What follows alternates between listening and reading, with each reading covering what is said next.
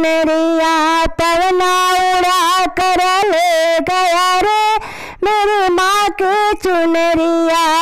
उड़ी उड़ी चुनरी विंध्याचल में गईले, उड़ी उड़ी चुनरी विंध्याचल में गईले।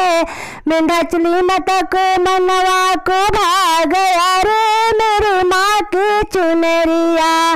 उड़ी उड़ी चुनरी मैहर में गईले, उड़ी उड़ी चुनरी मैहर में गईले। मैहर माता को मनवा को भाग गया रे मेरी माँ की चुनरिया।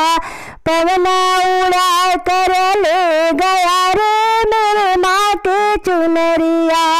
उड़ी उड़ी चुनरी विष्णु माता भीड़ गईले, उड़ी उड़ी चुनरी विष्णु माता भीड़ गईले।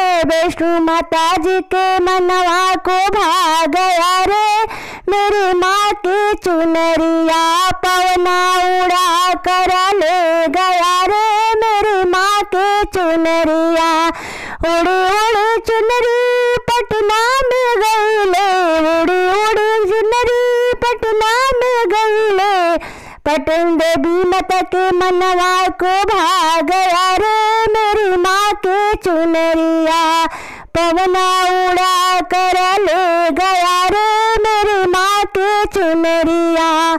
उड़ी उड़ी चुनरी तारा चंडी में गईले, उड़ी उड़ी चुनरी मुंडेश्वरी में गईले। तारा चंडी माता को मनवा के भाग गया रे मेरी माँ की चुनरिया। मुंडेश्वरी माता को मनवा को भाग गया रे मेरी माँ की चुनरिया।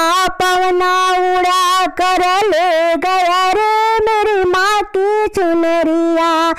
उड़ी उड़ी चुनरी पर्वत पे गईले, उड़ी उड़ी चुनरी पर्वत पे गईले।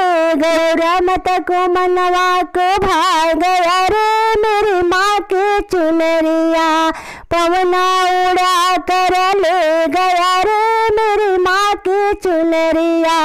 उड़ी उड़ी चुनरी अयोध्या में गईले, उड़ी उड़ी चुनरी अयोध्या में गईले। सीता माता जी के मनवा को भाग गया रे मेरी माँ की चुनरिया। पवना उड़ा कर ले गया रे मेरी माँ की चुनरिया।